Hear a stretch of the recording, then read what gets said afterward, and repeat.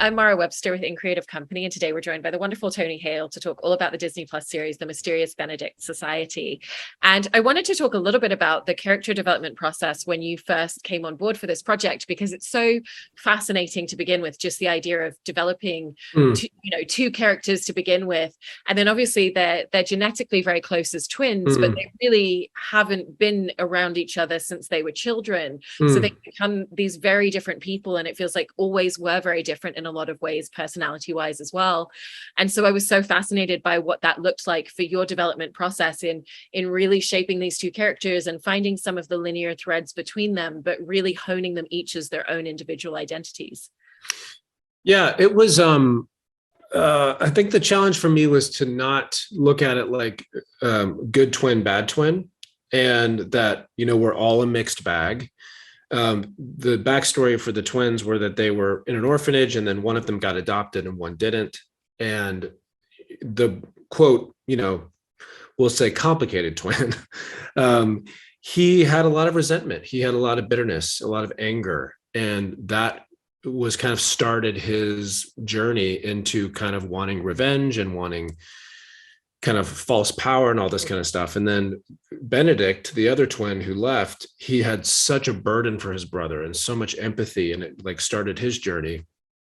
So anytime I would kind of get into their shoes, I would always try to remember that, because then if you're just kind of doing an idea of a character like the evil guy, it just comes off like a cardboard cutout.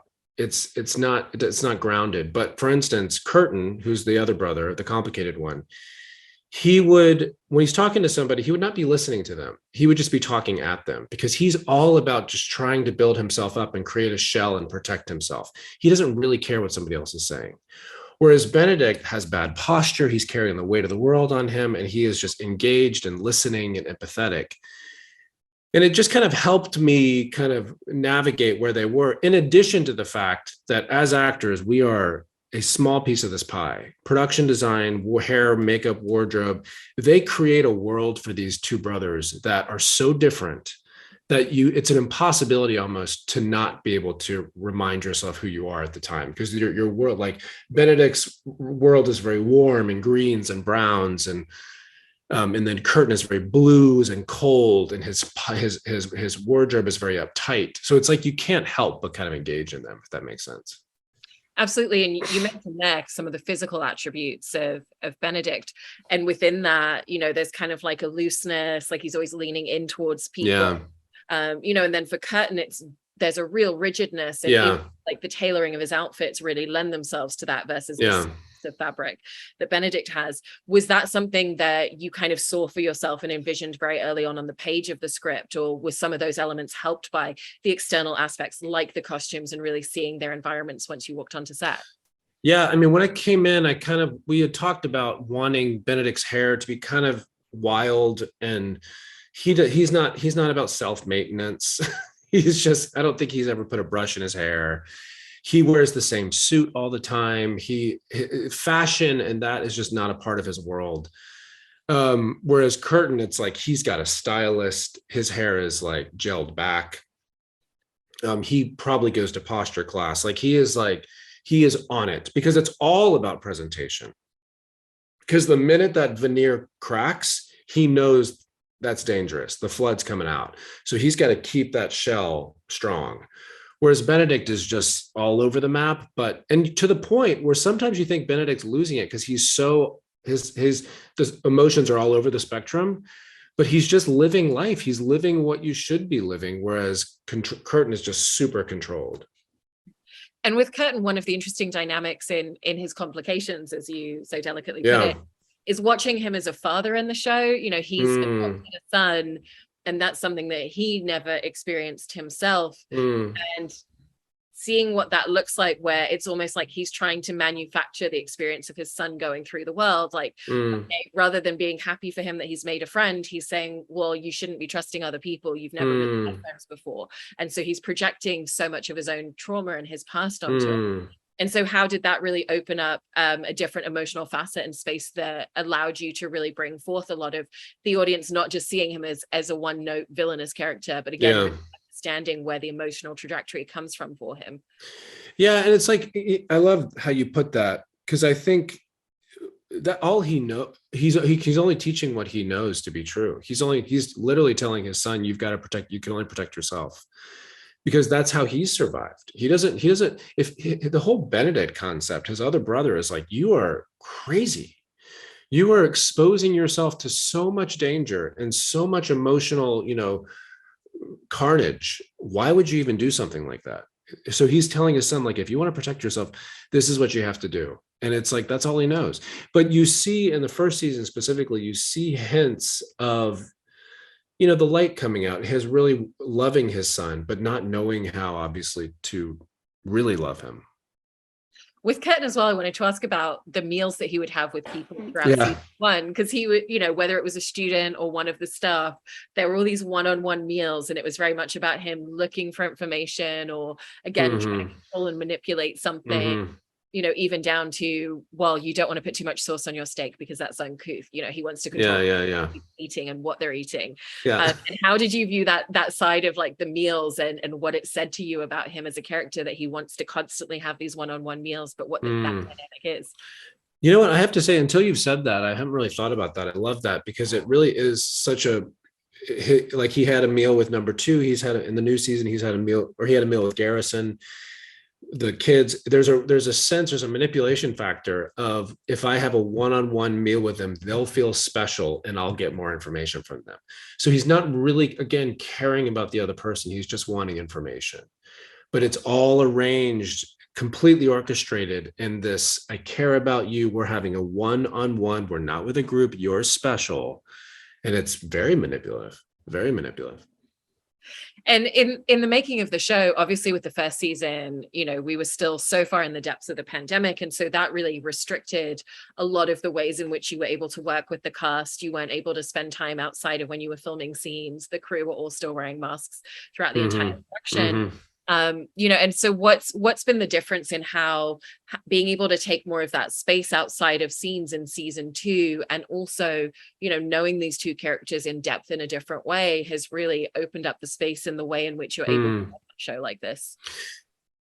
Yeah, I love that, because we were in Vancouver for 6 months and we couldn't come back home. And so there was and also what was really interesting, Mara, is like the show was talking about all this noise in society and the truth rising above the noise. And there was so much noise around COVID. There was so much, where do we go? What's the truth? What is the truth? And everybody was looking for just the truth to rise above, and political noise. There was just, where's the truth? So we kind of felt like there was a real parallel happening creatively with what we were doing. And we were kind of stuck and we couldn't go anywhere. And then being home for the second season, it was a different kind. The message, what I think is a big part of the message this season, is the difference between authentic happiness and artificial happiness. And because Curtin has now become a self-help guru and he's selling happiness. He's like a cult leader, whereas Benedict, again, is the whole spectrum of emotions. And and when we're doing this show, we're at home.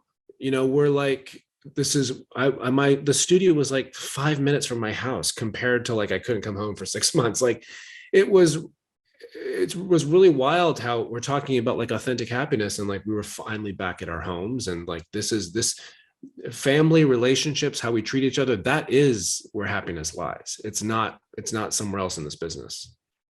I mean, especially with those sorts of limitations as well, when you're working on scenes, comedically speaking, and finding a lot of those elements, that's so much about really filling out the rhythm, and a lot of that often comes from the dynamic that you build off screen, or to try alternatives within a scene. And when you're working with someone like Kristen Schaal in a scene, how does it help having, the level of cast that you're working with as scene partners, when you can't kind of play around in the way that you usually would to find something, but just knowing that whatever you serve up, they're going to give you something back to kind of respond to again? Yeah. You mean in the first season? The first season, yeah. Yeah. It was challenging, because like it was challenging, and it was also, there was little gifts in there that I was so thankful for. It was challenging because we couldn't really hang out as much as we wanted to, so you couldn't really create those cast relationships that you do on a show typically. But Kristen specifically, I had created like a Saturday pod with her and her husband, and every Saturday we would get together, and I just lived for this Saturday because I would go back to my apartment. I couldn't see anybody, and I would just live for Saturday. And it was like, that's a time where we could get to know each other and laugh. And, she had her daughter with her, and it really helped our connection on set. Like it was just nice to have that connection, honestly. And when you were coming into the second season as well, there's obviously time that's passed between the end of Yeah. season one. Like you mentioned, Curtin's become this self-help guru. Yeah. And Dick's really holding this emotional space of kind of re-meeting his brother, but then the fact what that dynamic ended up being at the end of season one. And so how did you kind of navigate finding, okay, what do I think this space in between season one and season two has looked like for both of these characters to bring them to where we're meeting them in episode one? Yeah. I think he was still Benedict. There was a time where he was just simply looking for his brother. And then there was a time where all of a sudden he sees his brother on billboards, saying he solved what was the crisis, the emergency. And you're like, huh? Like that was a 180 that he was not expecting. So, and also at the same time, I haven't really seen the kids because they all kind of went to their separate places except Constance, and they've all grown and they're practically teenagers now.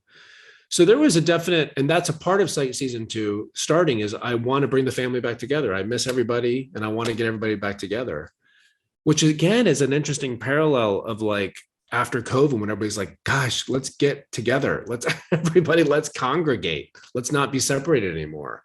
So it's pretty cool how that kind of lines into it too.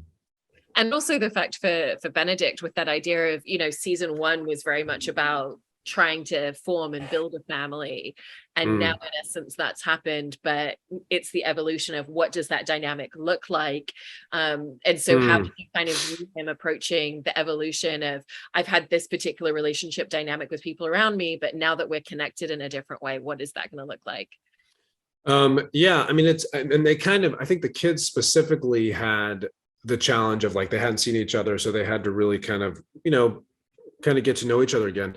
I didn't really, right off the top, we get kidnapped. So I didn't really have much time with the kids until, towards the end, but, so because they were always on the hunt for us, but I know that they're kind of a found family, but since they've been apart, they had to kind of rekindle those relationships again. Of course, number two and I were just kind of this disgruntled relationship that we're always kind of codependent and with each other all the time.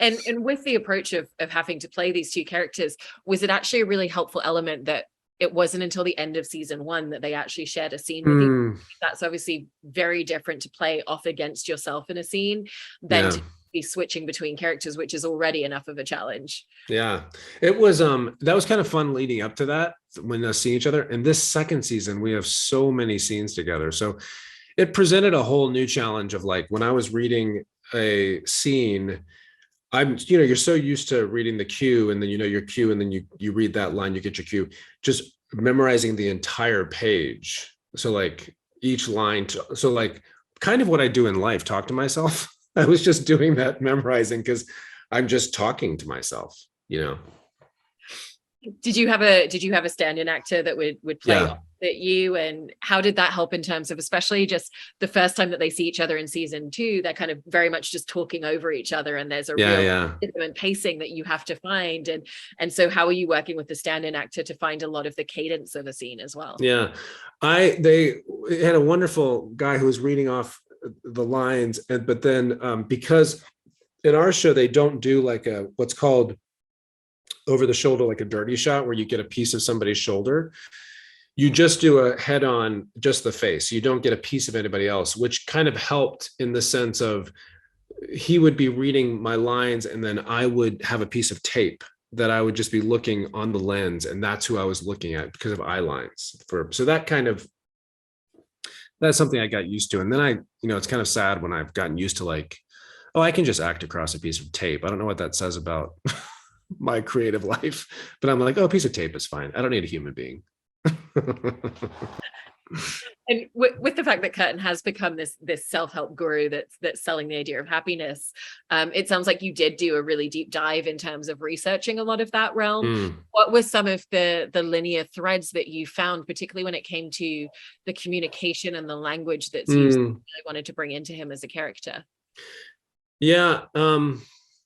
I wanted, you know, I still want the audience, and Curtin is just, he's kind of a performer. He's a good actor. So for somebody to really sway an enormous group of people, like a large group of people, you got to be good at what you're doing. So if he came off like a crazy person, or if he came off as bitter and disjointed as he was in the first season at parts, people wouldn't follow him. So I really kind of, you know, gave him this gloss of like the attraction of when he would talk to people. And he was kind of mimicking Benedict a little bit.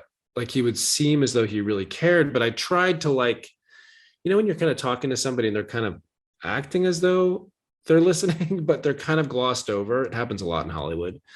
I kind of played that a little bit. Like, I'm not really listening to you, but I'm acting as though I am. That's so sad. I also love the fact that both of them suffer from narcolepsy, and for Curtin, yeah, it's filled by vulnerability.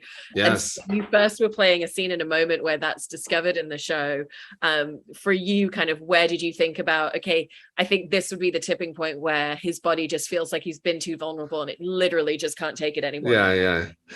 Yeah. That was fun. Like with Curtin, at the end of season 1, when it was Rainey who started asking about his son, bringing it back to that, like you saw that even though he was teaching his son, you know, you got to stay strong and the world's going to hurt you, he has a real heart for his son and loves his son. So when Mystic Rainey kept going on and on about his son, it was too much, and that's what made him pass out. No one had ever done that for him, and he just lost it. And with Benedict, it sounds like it was a bit of a journey in finding what that narcolepsy looked like at the beginning of the show, and even just the first episode, kind of wanting to lean into the pratfall element of it, and then pulling it back. So how did you ultimately find the space, or kind of try different versions of what that was going to look like at the beginning? Yeah, they had to rein me in sometimes because I do love a pratfall, and I did, and also with Kristen, who plays number 2, like we really wanted to play into that, but it was a fine line of like, you know, do you go full Carol Burnett show pratfall, or do you just kind of let it, you know, just like really let him pass out? Because when things get too heightened for him, he can't take it and he passes out. And it was fun to have. What I love about Kristen, number 2 next to me, is just, she's so over it. It's so like a Tuesday for her. She's like, well, pull his head off the plate. I mean, we got to do that again. Yeah, I love that. Wait to move the dinner closer to him. Yeah, exactly. And in terms of kind of the way that you kind of go into all characters and just always finding what is that element of myself that makes sense to bring into it. I was interested in that, particularly with these two, you know, and especially when it comes to a character like Curtin, that like you said, could have been one version, but really that complexity. And I've heard you mention before that you were playing kind of a more nefarious character a few years ago, and it was actually an acting coach that you know, even though this character feels very dissimilar, there's traits even underneath the surface that relate to that. And so how, with these two characters, did you go through the journey of finding what elements of myself, even if it's something that's very much underneath the surface and not something that I'm exhibiting in my day-to-day, really makes sense to bring into them? Yeah, with Benedict, it wasn't just, you know, I do enjoy, I mean, I love to empathize. I love to kind of hear people out. And so I try to be kind. So you find that in you, but it was also his guilt. You know, Benedict had a lot of guilt for his brother, and I don't have guilt for my brother, but I carry guilt for other things. And so tapping into that a lot of just how much that can burden us throughout our life and we don't realize it, and how much it can kind of direct our journey.